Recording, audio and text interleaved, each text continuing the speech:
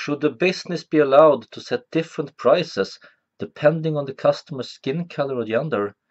For example, is it okay to say that this service costs X if you're male, but X times 2 if you're female? More and more of modern society says no. Discrimination is not okay. We should never treat people differently except when there is a very valid reason. It is not okay to systematically discriminate people based on a parameter that doesn't have to matter. Let's take the simple example of cutting hair. You know, women having to pay twice as much as men for having their hairs cut.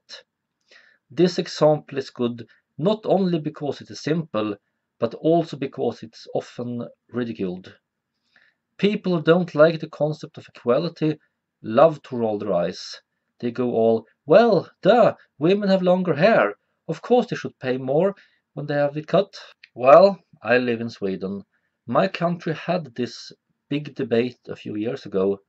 The government was going to outlaw the practice of having different prices for male and female customers.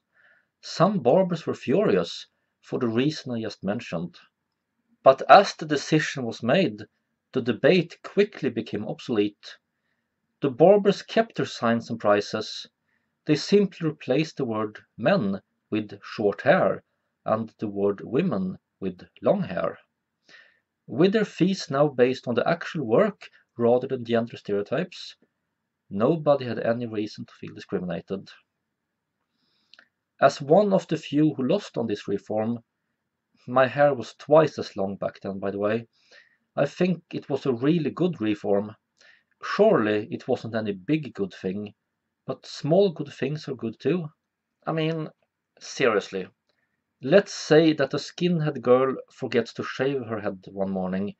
She drops by a barber and it only takes him a few seconds to buzz over her head with a shaver. Would anyone honestly think it's reasonable to have her pay twice as much as I have to pay for a full haircut just because she happens to have two X chromosomes? It is reasonable to let customers with short hair pay less for haircuts. Having everyone pay the same is also okay if the barber likes it that way. It is, however, ludicrous to let a long-haired man pay less or have a short-haired woman pay more because of what hairstyle other men and women might have. Like I said, cutting hair is a simple example. More complex examples often require more complex solutions, but the principles are very simple. Try to base your policies on the actual reality rather than stereotypes about how reality usually is.